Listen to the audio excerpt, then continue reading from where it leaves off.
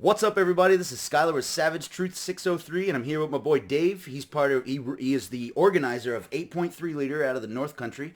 First of all, thanks for being on the show. Thank you for having me, Scott. Appreciate And thank you for your service to our country. I am always very grateful to everybody that serves our country. So I'm going to let you take it away. Tell us what you do with 8.3 Liter Cool. and your history in the Liberty Movement. All right, awesome. So I run a small organization called 8.3 Liter. And so we've been going since spring of this last year. A lot of people have just come out of the woodwork for liberty. We've seen lockdowns. We've seen political craziness. We've seen financial crisis for people. We've seen division like never before. The identity politics, the division neighbor to neighbor is at an all-time high. Yep. And so this organization we started, I didn't know what it was going to turn into, but I knew I had to do something. I'm in my mid-30s, I'm happily married, and my wife and I are trying for some kids. And I said, you know what? I cannot in good conscience sit by anymore and not take part in the discussion. I can't not do something to affect the path of this trajectory of this country that we're on, that I'm trying to leave to my kids. Right. I'll be damned if I leave my kids the shit show that we have going forward right now. I could not And so agree we more. started this, okay? 8.3 Liter. So I'll tell you about the name because everybody asks about the name. We'll get that right out of the way. I love this part. The name is great. So I'm a deep thinker. I'm very philosophical, and so I'm also a gearhead. You mentioned my service. I was a helicopter mechanic in the Coast Guard I had an 8-year career. Sick. And I can tell you everything about how to take a helicopter apart, how they run, how they fly. Got my air crew wings. I got about 240-ish hours of flight time before I got out. Wow. I was a hoist operator, so you see like the little orange helicopters. They fly in, lower a rescue swimmer down. Yep. I was the guy in the door running the hoist. That's awesome. So really, really cool stuff. So it was a pleasure to serve. And, made some bad choices and lost my career over it, but Yeah. shit happens. Yeah. We all make mistakes in life, and we all do things that... The things that you make mistakes on and the bad things that happen to you, which I know we'll get into this more over the time, but the things that happen to you and the bad things, they can be your biggest strengths. They Right. can define you. They will define you negatively or positively. Yep. So that's where, coming from that, being a gearhead, I also love diesel trucks. I love anything with a motor, four-wheelers, dirt bikes, snowmobiles, Hell yeah. all that stuff. So now I've got 8.3 Liter. So I've got a big 6-wheel drive, 5-ton military truck. One of these big honking, Yeah. big bastards. 48-inch tall tires on it. The truck weighs 23,000 pounds. You drive it Empty. around? You Yeah, drive it around? yeah. Nice, dude. Yeah, it's kind of our little flagship. Yeah. And that truck has an 8.3 liter for displacement Cummins diesel motor in it. Yep. And so I was thinking, and I said, you know what? In the same way that the motor of a vehicle is the vehicle's heart, and the motor that you have determines how fast you go, how much work you can do, how much you can pull, the lifetime of the vehicle, the longevity. In the same way the motor is the heart of the vehicle, our heart and our mind also determines our character, how much work we can do, how far we can go, how fast we can get there, what our resilience is for resistance, for those loads that are placed on us. And both your motor, the vehicle's motor, and your motor, your heart and your mind, they require maintenance at times. They require being checked in on. We need tune-up sometimes. We need oil changes. We need to put fuel in.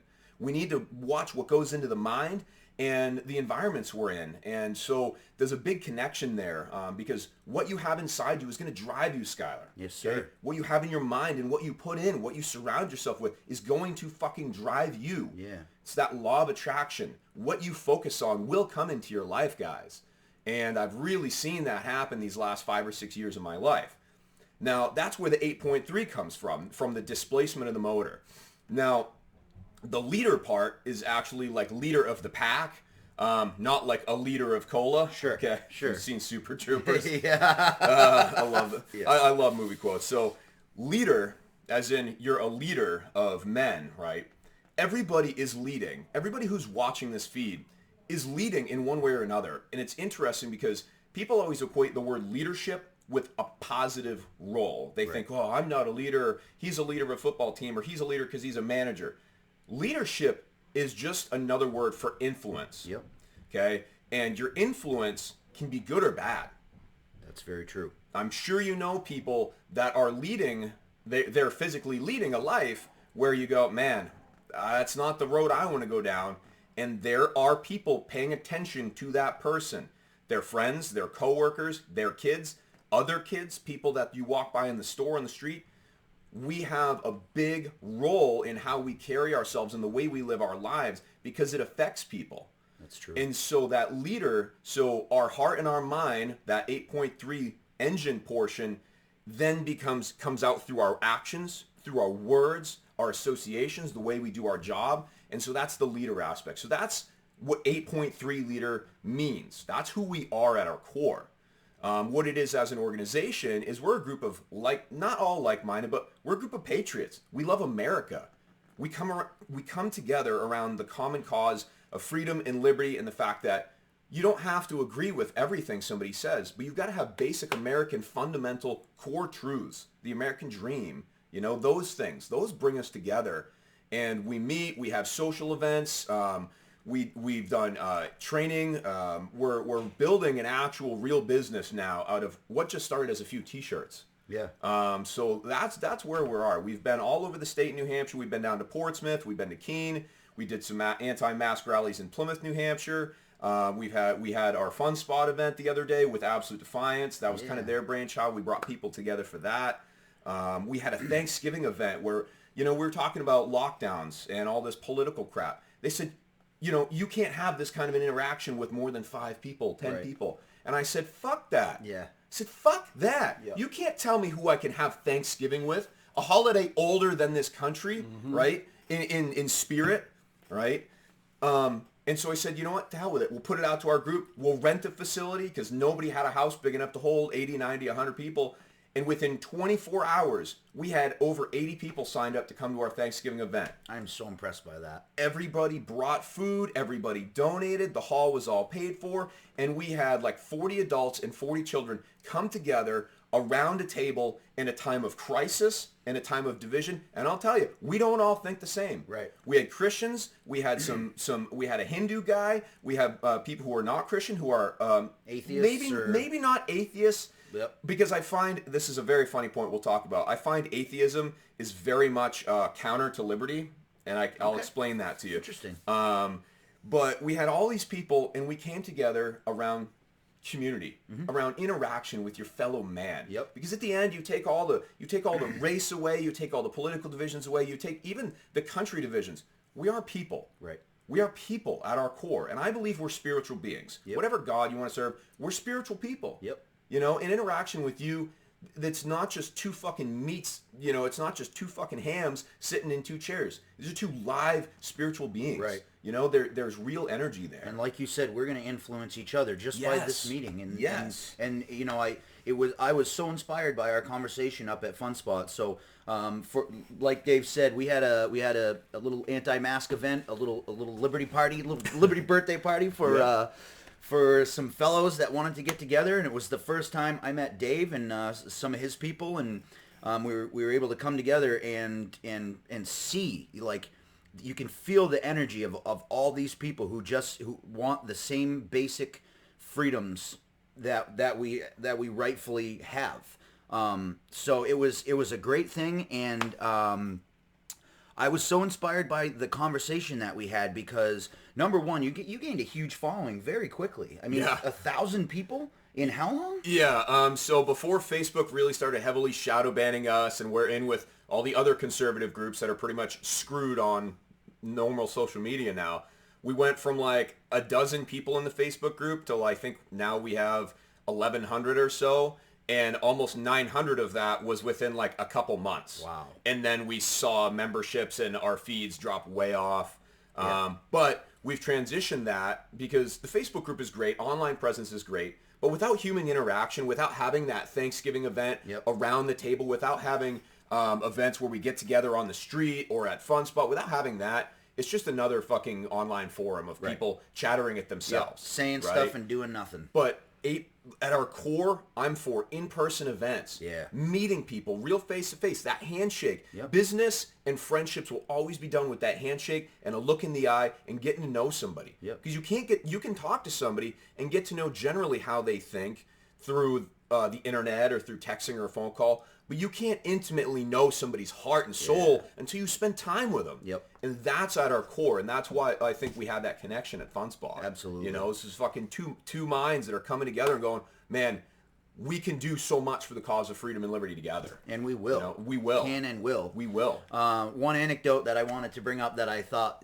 was hilarious and ballsy was Dave took his stimulus check that he got and used it to make T-shirts. What did the T-shirts say? So 8.3 started with that truck, and then it rolled into these T-shirts, these Liberty pro-liberty kind of anti-government T-shirts.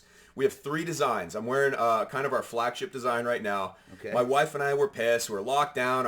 We had a gym business. That got all shut down because the gyms were a huge target. Yep. And we said, we don't need this stimulus check because we're fiscally responsible. Yep. We work our asses off. Yep. Good for and, you know, we don't live paycheck to paycheck. We're very fortunate. This is not luck. We're fortunate. Right. And we said, you know what? Let's take this stimulus check and make something productive. So I'm wearing our flagship shirt that on the front says, I do not ask the government for permission. I love it. And on the back, it says, the government asked permission from me. There we go. And the mindset is it also asks permission from you, Skylar, and it asks permission from you guys. Yep. And that is the mindset that it takes. The DC, all the crap in DC with the Capitol building and all these riots and all this stuff. People are saying, oh, this is terrible. No. All of this stuff, all this activism, everything we've seen with people waking up for liberty this year is the American people reminding the government who's in charge. Who's in charge? Yep. The top of the food chain. People have this general, maybe not everybody, but people who are not really politically educated, they seem to have this mindset that it's a top-down country. Mm-hmm. America is a bottom-up country. And if you really want to think it is top-down, but the government is not the top. The people are the top. That's true. The government is the very bottom. The government, it's not a pyramid. It's the other way. The people are up here, and we've been losing that. Mm-hmm. And so that's really what I think this is. This is, you know, the people are reminding the government and other people who's running the food chain. And you know, it's funny because we accomplished that here in New Hampshire, and a lot of people, you know, I don't think that they don't appreciate what we did here. And we you know, myself, Savage Truth 603, Absolute Defiance, COSNH, and many other groups and organizations. 8.3, I'm sure you were a part of we organized a protest for Inauguration Day here in New Hampshire for the governor because he's been fired. Article 10 of the New Hampshire State Constitution has been enacted. He's been fired whether he chooses to accept that or not. And because of our actions and our planning and our networking and our strength in numbers, he was terrified to have his inauguration and did it in private. Which is ridiculous. It is absolutely ridiculous, and it's a violation of the Constitution. It is. But I was very proud of us for the fact that we were enabled to enact change in a peaceful manner. Correct. Nobody had to do anything violent. You know, he talks about armed protesters in his backyard. That is absolutely categorically false. Right. Take it from the man who was arrested. Nobody was off public property. I was arrested on public property. Yeah. But that shows you that they know deep down that the only way that they can control us is to keep us divided, because when we start coming together, they run and hide. Correct. And so I think this is a great place to bring forward the fact that I'm not an anarchist. Okay. I don't believe in anarchy, and that's one reason, like, sometimes I don't fit with some of the other liberty activists in the state, because a lot of people who are more liberty activists are individualistic almost to a problem, to a fault. Yeah, right? I would agree with that. And so I'm not a burn it down anarchist. I think we have too big of a government, and I think what we have is very corrupt. Oh, yeah. And I think it's the furthest thing from what we're supposed to have. Mm-hmm. But I also do believe that we have to have some structure, because I believe in our framework. A constitutional republic is representation that has protections for minority. Individualism and anarchy and straight democracy have zero protections for you as the individual. Right. In an anarchistic self-rule society, somebody can come into your home and screw you and take and railroad you because its might is right. And in a democracy, it's mob rule. Right. Which it doesn't matter if you're in the right or not. That's the pitchfork mob. Right. Pitchforks and burning torches can come to your house, take you out, and hang you up in the street because the majority say so. Yep. Which is also morally wrong. And terrifying. And so I think so many people think we're a fucking democracy. Yeah. We're not a democracy. If you take one thing away from this today, yes. right, reach out and get to know your fellow Americans that are next door to you, and we're not a democracy. Right. I just heard another president call us a damn democracy. Right? We're not a democracy. We are a constitutional republic. Yes. Okay? Super important. Yep. But yeah, no, so it's really important that we recognize there has been peaceful revolution in a sense, and people are pushing back. People are waking up. You guys have done so much, and I was bummed to see that the inauguration got canceled, and me too. people are running and hiding in fear, because there's this great... So I love one-liners. I think I mentioned this to you the other day. And sometimes I know the origin of the quotes, and sometimes I don't, and sometimes I'll misquote them. So I'm a human, and I do all this shit from memory. Yep. But there's a line that says, "Liberty dies behind closed doors," or freedom dies in darkness. Freedom dies behind closed doors. Like when we hide, when the government is able to hide and do things cloistered away, freedom is in danger. Correct. There is a time and place for certain things of real national security, private things to be done out of public view. Agreed. There always is a time and place for that. But that is very small compared to the amount of shit that the government does behind closed doors now. Right. Right? Which is everything. Which is mostly everything. And so with this year, the thing is now it's not just behind closed doors. It's behind Zoom. It's behind plexiglass. It's behind the fear of COVID. It's, well, we can't open the town office. You're going to pay all your taxes, but we're not going to give you service because we're not going to let you in. You're going to pay all your taxes, but you're not going to be able to go to the park. You're not going to be able to go down to Hampton Beach because we're going to close everything off. Well, you're not fucking stopping taking our taxes, but you're stopping giving us service. You're doing all these shady backroom deals. And stopping us from making money to pay those taxes. Right. Oh, that's a whole nother thing. But one thing at a time. It's like, so liberty dies in darkness or behind closed doors, but here's the deal. Plexiglass and Zoom will not hide the government from the people forever. That's true. And that's not a threat. That's just the truth. Right. Plexiglass and Zoom, you can't hide behind that forever. Eventually, somehow, some way, this is going to go away. Yep. And I don't know. I don't know what it's going to look like, but it will eventually go away. And you motherfuckers in the government that are being corrupt, not everybody, but the people who are being corrupt, there's going to be a time where you're going to have to face the consequence of those actions. We're all fallible, but a basic American tenet is, you pay for your own consequences, not the sins of the father. Right. You're not who your dad was. You're not the family you were born into. Right. You don't have to pay for my crimes. Right. We're individual. That's justice. That's individual justice. It's the furthest thing from fucking social justice. Yep. Absolutely. Yeah. So much to talk about. I know, there's so much to talk about. I think it's important that on a state level we continue to push the issue and to make ourselves heard.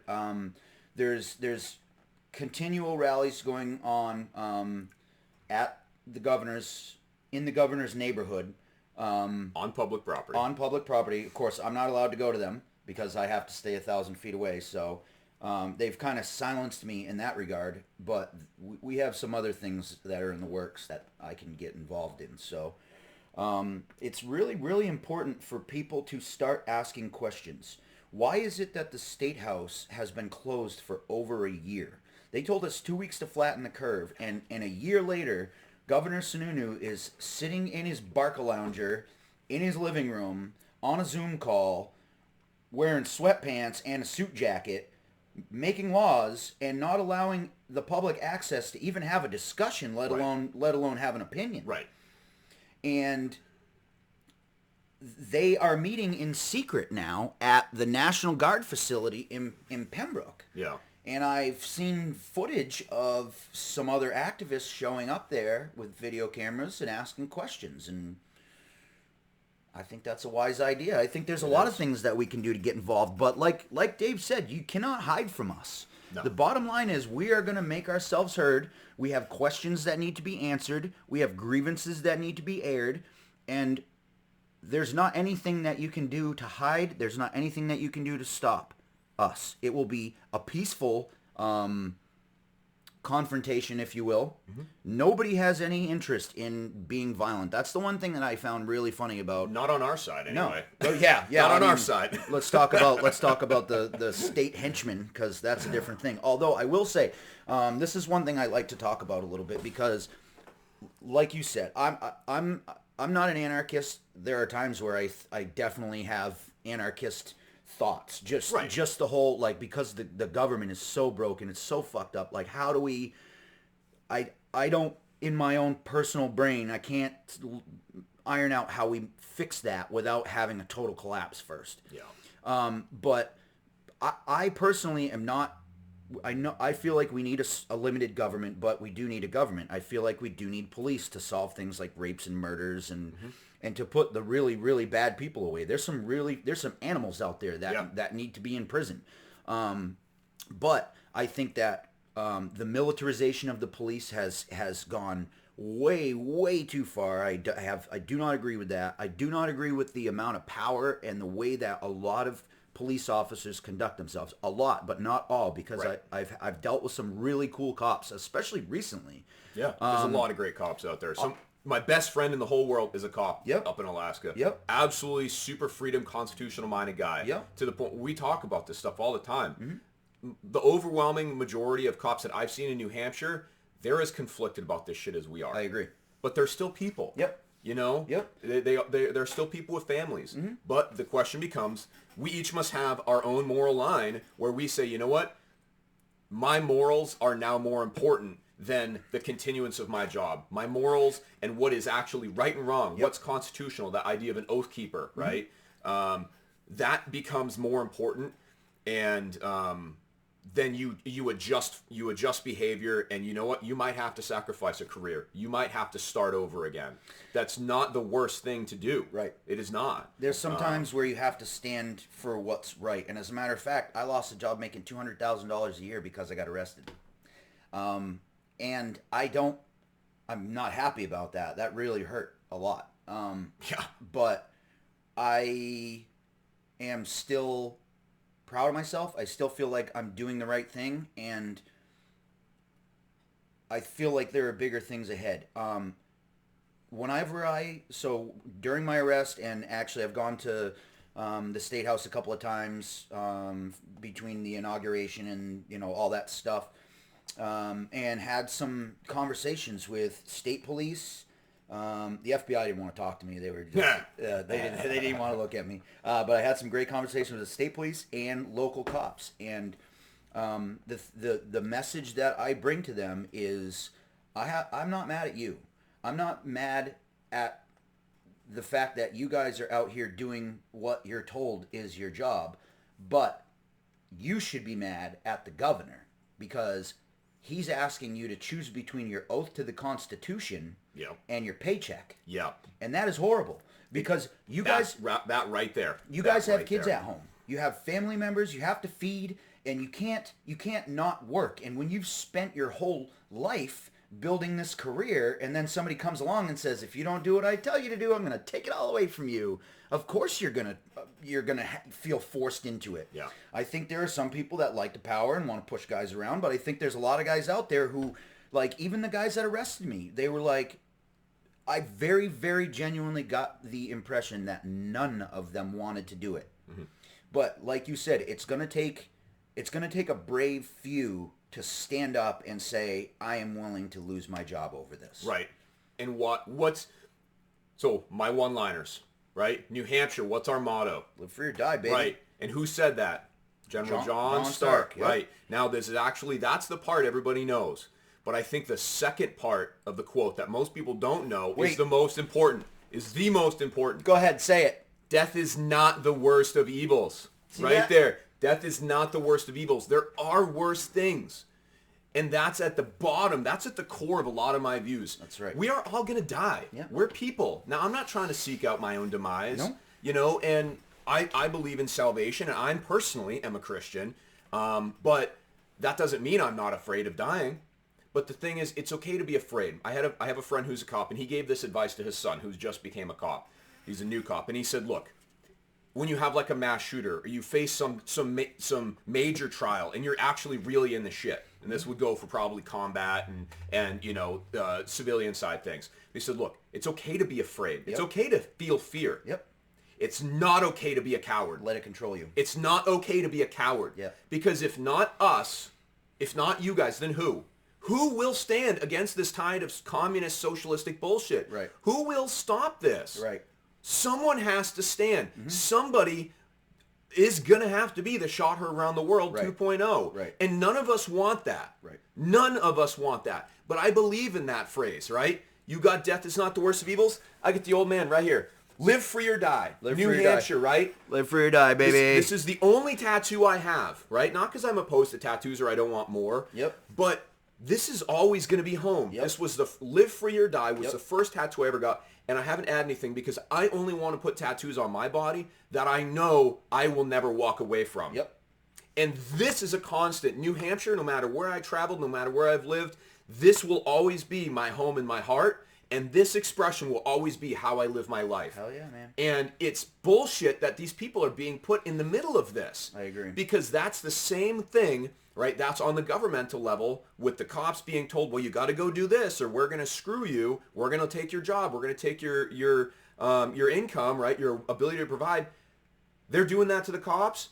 But that's also what we've been going through this year. Of course They've done that across the entire country. Yep.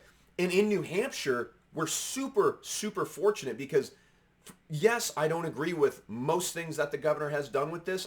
I didn't vote for Sununu this last time. I'm actually fairly anti-Sununu. Yeah, so am I. But New Hampshire has not had it that bad. I agree. There are other places where people are literally just going under. Oh, yeah, like I New mean, York. they're committing suicide over Yep. this. Drug overdoses statistically are freaking up all over the place. Domestic violence is fucking up everywhere. Yep. We don't know the long-term emotional ramifications of this Right. on the human scale. But there's thousands upon thousands, literally tens of thousands or more businesses that don't exist anymore. Right. Don't exist. And some of these places are family businesses. Oh, I know. That are multi-generational, not just a cop with his career Yep. with 10 years in the force. Sure. But some of these are families that have been doing this business in this corner store location for 140 years, and they're gone now. That is fucking wrong. That's not political. That's morally wrong. You said you lived in Concord for a while, right? Oh, boy, yeah. Yeah. Okay. I spent a couple years in Concord. You know Macris Lobster Pound? Yeah. They're Closed. Not, really? Closed. The Weather Vane? Closed. Yeah. Weather Vane's gone? Yeah. Oh yeah, and I mean, there's other businesses. These are just a couple that I can think of right off the top of my head, and this is Right a direct, there. Yep. a direct result of the actions that the governor has taken. And the Right. one thing that I say to people, and it makes everybody think, how many paychecks has the governor lost since Zero. all this started? Zero. Not a single one. He Right. has gotten exponentially richer. Right. Exponentially richer since this all started by holding people down, by forcing the PPP on us that he is invested in. Yeah. I don't know if you know that little deal between him and Dean Kamen in China. No, but, I don't, but... Oh, yeah. The other thing is, if it sounds like a conspiracy, it's probably true. Yeah. Unfortunately, that's the world we live in. It probably is. He's an establishment prick, So. and he has been. I mean, he was born into the establishment. Yeah. His father was the governor of the state of New Hampshire, and everybody that I know who went to school with Chris Sununu said he was a rich, stuck-up douchebag, would show up to high school in his Jaguar, and nothing's changed. He doesn't care about us. Well, I can't judge him personally too harshly because I don't know him personally. You know, I tried to, but he's afraid of me. Yeah, knocking on his house probably not a good No, idea. I didn't do that. I didn't do that. Don't say that. No, I know, Yeah. but I'm just saying, you know, Figuratively. the proverbial, hey, Yeah. Chris, let's get to know each other. That's not what the government is interested in now. That's right. But on a broader scale, removed from Sununu, that should be what the government is about.